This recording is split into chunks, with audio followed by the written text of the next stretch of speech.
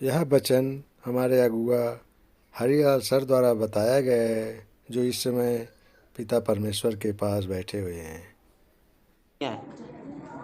अगर ससुराल चली जाती हैं तो मर जाती हैं क्या? नहीं। हाँ, फिर क्या हो जाती हैं? अरे उनके लिए यार एक नया घर बन जाता है।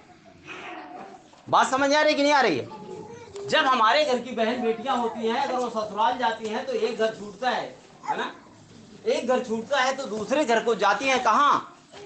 ससुराल में। तो उसके लिए वहां तो जानते पूरा अधिकार मिल जाता है। क्यों नहीं मिल जाता? यहाँ तो मायके में तो एक विश्वा खेत नहीं होता है, ससुराल में कहीं ये जत्ता दिखात ये सब मोरे आए नहीं। हंसो लेकिन समझो भी, आए कि ना आए? चरपहिया दुआरे पर लगी है, भैया क्या है? हमरे वाली गड़िया है। सच है कि नहीं? आज हम आपसे बता दें, इस पृथ्वी पर तो आपके पास कुछ है अथवा नहीं है। जैसे मायके में उस बेटी के पास क्या होता है, ना वो कह सकती है कि ये मेरा घर है, ना कह सकती है मेरी गाड़ी है, ना कह सकती है कि मेरा खेत बाड़ी है। लेकिन जिस दिन वहां ससुराल में पैर रख देते हैं उस दिन क्या हो जाता है, उसका सब हो जाता है। आज मैं आपसे बता दूं, मैं भी जिस दिन अपने परमेश्वर के राज्य में पैर रख दिया उस दिन सब कुछ मेरा हो गया। हो गया कि नहीं हो गया? ये भी मेरा, वो भी मेरा, वो भी मेरा, वो भी मेरा, क्योंकि पिता है मेरा, मेरा है सब कुछ है मेरा। आप जब जानते हैं इस मायका ये पृथ्वी, जब इस मायकों को छोड़ करके और जानते जब जिस समय स्वर्ग में जाओगे उस समय सब कुछ तुम्हारा, स्वर्ग का राज तुम्हारा होगा। ना तुम्हारे पास गरीबी होगी, ना क्लेश होगा, ना दुख होगा, ना पीड़ा होगा। सोचिए, विचार करिए, इस जीवन को ये तुम्हारा, ये शैतान तुम्हारे जीवन को छीनना चाहता है। अब तुम्हारे पास ये समझ आती है अथवा नहीं आती है, इसके जिम्मेदार तुम स्वयं। सारे लोगों को क्या चाहिए? मोरे बुखार ना आवे, मोरे सर्दी ना आवे, मोरे घर में एको दिन पीड़ा ना आवे, मोर गांठी न पिराए, मोर मूल न पिराए। लेकिन याद करो, यीशु मसीह ने हमारे लिए क्या क्या दुख सहा है। हम सबके पाप और अपराध को मिटाने के लिए उसने अपने आप को बलिदान कर दिया है। आज हमारे घरों में आज ये दशाएं हैं। आज अगर यदि पति को बीमार है तो पत्नी को नहीं दिखाई दिया, अगर पत्नी बीमार है तो पति को नहीं दिखाई दे रहा है। क्या कारण है? क्या वजह है? इसका एक ही कारण है कि वह पाप से अभी छूट नहीं पा रहा है। जग में पाप बहुत था छाया, सबको शैतान। बताइए इस घर में क्या है? यही दशा तो है।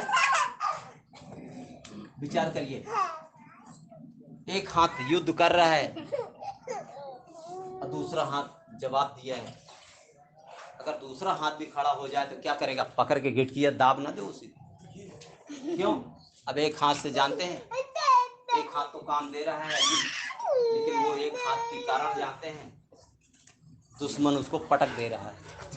इस दिन अगर दोनों हाथ तैयार हो जाएंगे, परमेश्वर ने तुम्हें ताकत देगा और कहा है कि जा करके उस हाथ से दोनों को गला दबा दो, इसका आज खत्म करो, ये खत्म हो जाएगा। क्यों? विचार करिए। इसमें आप लोग सोचते हो कि बहुत बड़ी हमें शिक्षा लेना पड़ेगा, बहुत बड़ा ज्ञान लेना पड़ेगा, पर मैं कहता हूं तुम अपने मन को शुद्ध कर लो। क्या कर लो? मन को कैसे शुद्ध कर लो?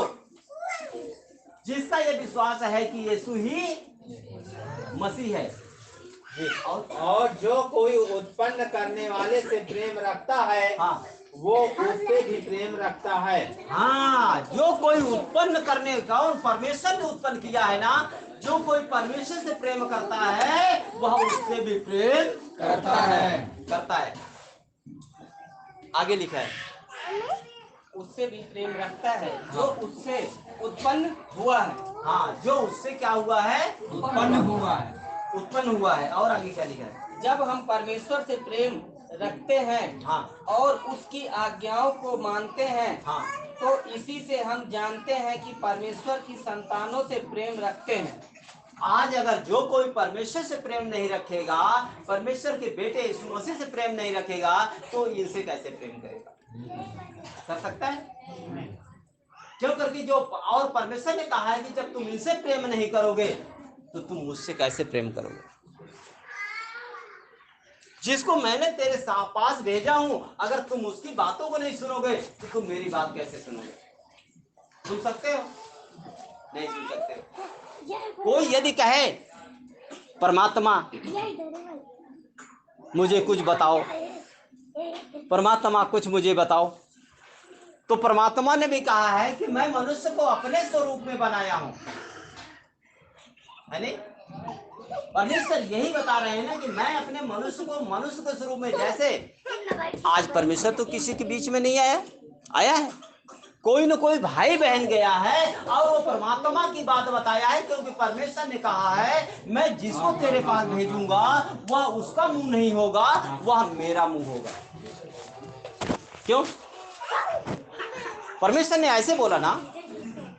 मूसा से परमेश्वर ने क्या कहा था कि मैं हूं, है ना? परमेश्वर ने कहा मैं हूं, तुम जा, तेरे मुख के द्वारा मैं बोलूंगा। आज क्या तुम्हारे द्वारा परमात्मा नहीं बात करता है?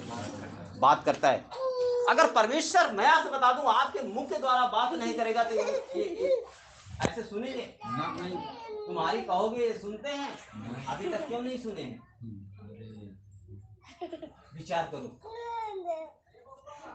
आप सब स्वतंत्र हो, क्यों? करके परमेश्वर का धन्यवाद हो, पिता परमेश्वर ने अपने बेटे को इस जगह, इस पृथ्वी के ऊपर आज इसलिए भेजा है कि वह लोगों को, पृथ्वी पर लोगों के लिए ऐसे दंड देने नहीं आया है। यीशु मसीह ने कहा कि मैं जगत में आया तो दंड देने नहीं आया, पर यीशु मसीह इसलिए आए कि वो जगत का उद्धार करने आए हैं, वो जगत पर दंड देने नहीं आए हैं। आज सचमुच में अगर परमेश्वर भी